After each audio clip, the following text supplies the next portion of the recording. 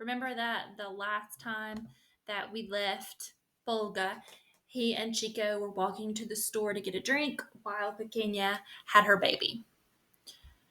We head in the direction of the store closest to Pequeña's house, but there are several cars parked in front and some yelling.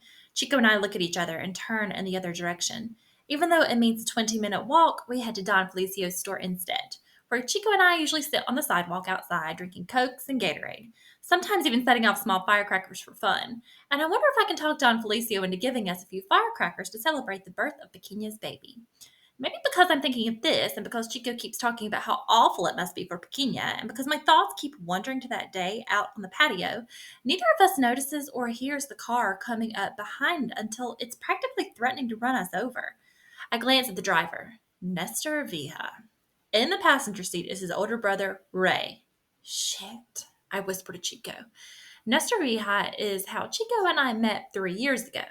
That kid was almost as small as I was until one day he seemed to grow overnight and started picking fights with everyone.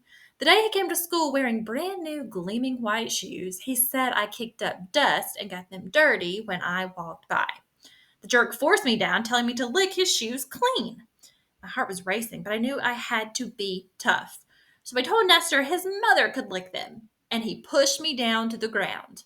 That day, when I saw Chico out of the corner of my eye, a big guy I figured was probably pretty tough, I called out to him for help. I looked up from Nestor's pretty shoes, his hand tight around the back of my neck, pushing me harder and harder into them, and locked eyes with Chico. Punch him, kid, I said. Slam him to the ground. I spit on Nestor's shoes, refusing to lick them, and he ground my face into the dirt. Eat shit, Nestor yelled at me as grit and dust made its way into my mouth, became muddy with my saliva. I spit it out onto his shoes. Mess him up! I yelled at Chico, pleading with him. But Chico looked scared. His voice trembled when he told Nestor to stop, and all my hopes died. Nestor was going to kill me, and then kill the kid I brought into this. Except that's not how it happened.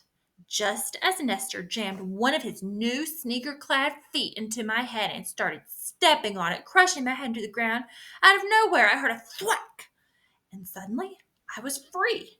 I scrambled away from him fast enough to see him hit the ground and saw Chico standing over him, almost looking sorry, like he didn't mean to do it. He'd smacked the hell out of Nestor, and Nestor, tall but still slight, had toppled over like a makeshift bowling pin. I swear I heard his teeth clack together as he fell, like those little wind-up toy teeth, and it made me laugh like crazy from relief. Chico and I ran away, me hooting and hollering and slapping him on the back. That's the moment we became best friends. You just knocked out Nestor Vija! I held up his arm like he was a legendary boxer, Julio Cesar Chavez. You did it! You effing saved me! I felt tough, like we were both champions. I felt stronger with Chico around. And when he smiled, I could tell he felt it too. Neither of us, it turned out, had siblings or many friends, and that day it felt like we were two missing puzzle pieces that had finally found each other and locked into place. So when his mummy died the following year, he came to live with us. The day we took down Nestor was the best thing that ever happened to Chico and me. It was also one of the biggest mistakes we ever made. See, the person who gave Nestor those brand new shoes I spit all over was his big brother, Ray. Ray, who had done a few years in a United States prison for some kind of robbery. Ray, who had fallen in with some gang members in that prison. Ray, who, upon his release, was deported back to Guatemala, where he stayed true to his new gang family and ran with them in Guatemala City. Ray, who Nestor had called that night, giving him the rundown on me and Chico. Ray, who took the bus from Guatemala City to Puerto Barrios, ready to fight. The sound of a horn, long and loud, brings me back out of my head and back to the present. Chico and I hurry over to the side of the road so the car can pass by. Nestor's hair is longer than it used to be, and he looks older. I haven't seen him in a while, ever since he stopped coming to school just a few months after we heard Ray had moved back here. Look down. Pretend you don't realize it's them, I tell Chico, and he does what I tell him. But I can feel Nestor's gaze, and I'm the one who looks up at the last moment as we lock eyes. A slight smile creeps across his face, like he knew I'd look up, like he knows everything. He and Ray laugh, and the next thing I know, the car speeds off out of sight, leaving us in a cloud of dust. Chico turns to me and says, "Let's just go back. I'm not even thirsty anymore." I'm about to agree with him, but I stop myself. One, because we're almost at Don Felicio's store. I can see the rusty tin roof from here. Two, because Nestor and Ray are gone. 3, because Chico's a bad liar. His lips are cracked and little beads of sweat cling to the dark peach fuzz that's just started to come in on his upper lip. There's nothing he'd like more right now than the coldest Coca-Colas on earth from Don Felicio's store, or the banana topollillo his wife makes, those little frozen plastic bags of icy sweetness. And 4, because I feel like an asshole for cracking on Chico's shirt this morning and teasing him just last week about looking like Kenton Floss. I don't know how to say that, with his baby mustache. The least he deserves is an effing soda when he is thirsty. Besides, I refuse to let a look from Nestor and Ray force us into changing our plans. We're almost there, I tell him, but Chico has stopped in the middle of the road and he's looking back and forth from Don Felicio's store to the direction of Tia Lucia's house. Come on, I plead. You saw how he took off. Besides, I'm going to get a couple of firecrackers too, for when the baby's born. He smiles at this, then begrudgingly starts walking in the direction of the store. Fine, but let's hurry. I feel a little guilty. I hate to make Chico do what he doesn't want to do. I mean, I'm the one always telling him to stand up for himself, but then when he does, I still convince him to do what I want. Diablo, man, what's up with this heat? I tell Chico as we walk. I don't know if it's running into Ray or the sun overhead, but it feels like the hottest day of the year suddenly. I try to take a deep breath, but the air feels thick and wet and suffocating. I take small, shallow breaths instead and pull my shirt away from my sticky body, keeping in mind the taste and feel of an ice-cold soda. Why do you think he came back to Barrios anyway? Chico asks as the sun beats down on us. Who? Ray? I shrug. We'd all heard the rumors of how Ray missed being a big fish in a small pond, so he left Guatemala City, but really, who knew? Forget it, I tell Chico, not wanting to think or talk about Ray anymore. But I can't forget what happened. Ray waited for Chico and me outside school the day after our fight with Nestor. He walked toward us, and my heart, with each thump, felt like it could take no more. Each of Ray's slow steps in our direction felt like my last breath, but I didn't show my fear. When he finally stood in front of us, what he did was stare at us for a very long time. Even time for me to notice how his eyes were so black, you couldn't even see the pupil. Enough for me to notice the scar that ran from his cheekbone to his chin on the right side of his face, and the way his two front teeth overlapped, slightly.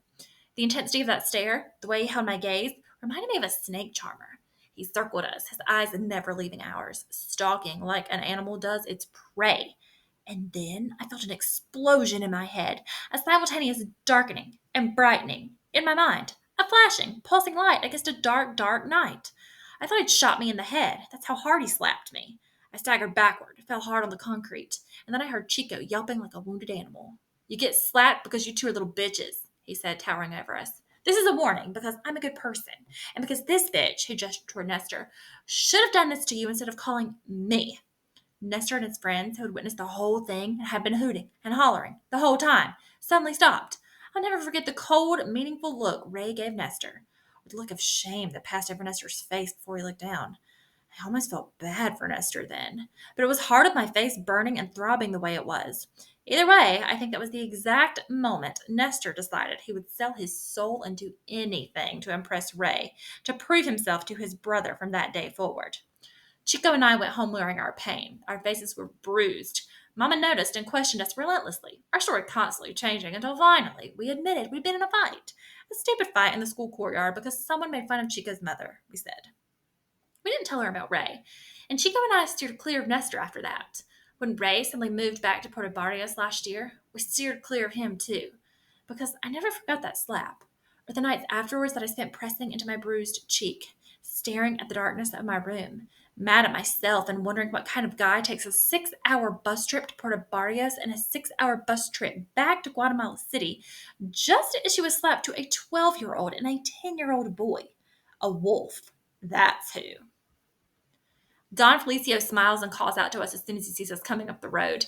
He's always standing at that counter waiting for someone who wants a soda or ice or batteries or gum. The old man barely inflates his prices even though he could. A lot of the neighborhood store owners do since it saves people a trip on the bus all the way to the market. Don Felicio, though, he's too nice. He doesn't have the heart of a businessman. Patajos, he says, calling out to us affectionately and flashing his yellow-toothed smile. Come, come, keep an old man company. Business is slow. I look around, realizing there aren't as many men around here as there used to be. The ones I would listen to carefully as they talked about how they were planning to leave for the States, or how they had already made the trip once and were headed back there again, how they crossed a river, how they rode La Bestia, or paid a Palero. how they followed a coyote through the desert. Sometimes I'd even get to ask a few questions before Don Felly would look at me with a sad smile and say, "Don't even think about breaking your mama's heart like that, Pulga." I look at the old man now. "Bueno," he says. "Cómo están?" "We're good, Don Felly, but poor," Chico answers as we step up to the counter. He takes out his money and asks for a Coke. "Just one?" Don Felicio asks, looking at me. I shrug. "I tell you what, I got a big shipment of drinks after Semana Santa last week. The celebrations around here wiped me out. So there are some sodas in the back I need to put in the big cooler. You guys stock all those pallets I got back there, and I'll give you 2 sodas for the price of one." Chico grins. "Or a pack of fireworks instead?" I ask. I feel guilty taking advantage of the old man's good heartedness, but I also want Pequena to someday tell her child, "Tio Pulga and Tio Chico set off fireworks the day you were born." I want the kid to know he celebrated, and I can tell him or her about that. By then, maybe my memory of how much Pequena didn't want this baby will have faded. "Pequena's having her baby," I explained to Don Felicio. "She is? How wonderful!" His eyes light up. "Well, of course," he says, grabbing several packs of fireworks and pushing them across the counter toward me. "These and 2 Cokes for the price of one for our little muscle seems fair to me." He winks. "Gracias, Don Feli," I say. "You two remind me so much of Gallo," he says, as if explaining. "He's not just one of the nicest old guys in the neighborhood. He's also one of these guys who says the same thing every time he sees you. Gallo was Don Felicio's son who left Puerto Barrios 10 years ago when he was 18 and hasn't been back since because he doesn't have papers.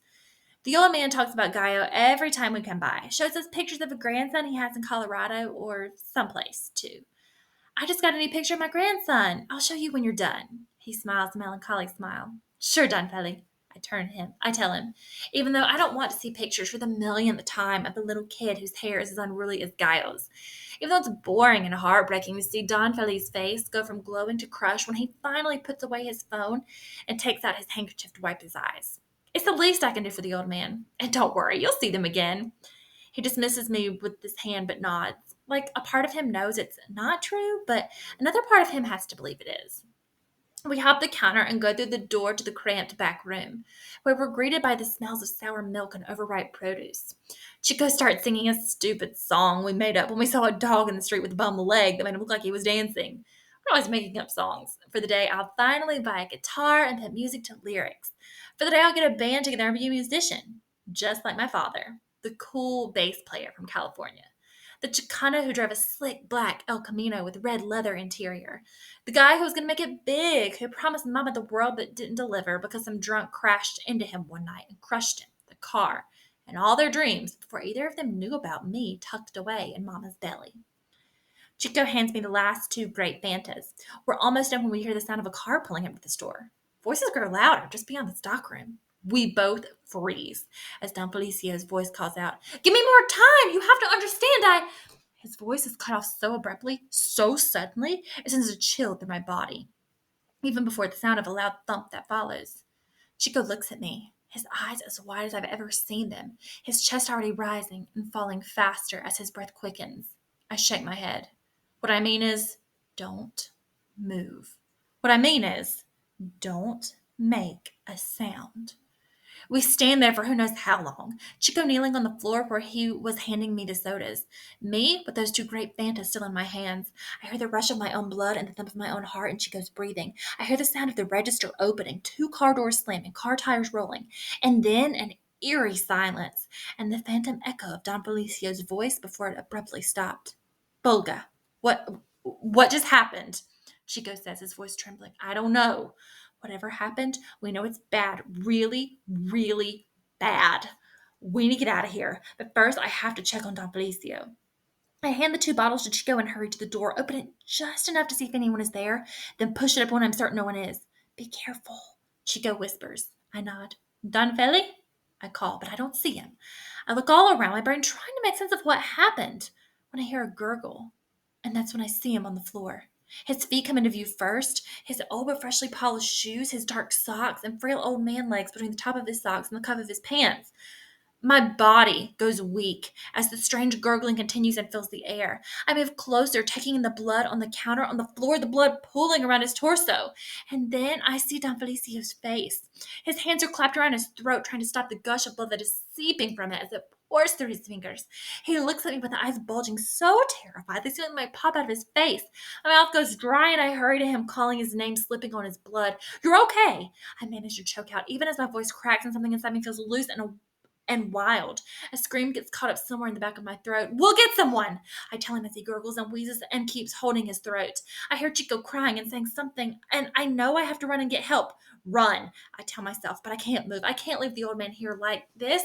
Not when the blood is rushing out that way. Oh my God, it's rushing out so quickly, pouring out of him like water and circling us both. I've never seen so much blood. His lips come together like he's trying to say something, like he's trying so hard to say something.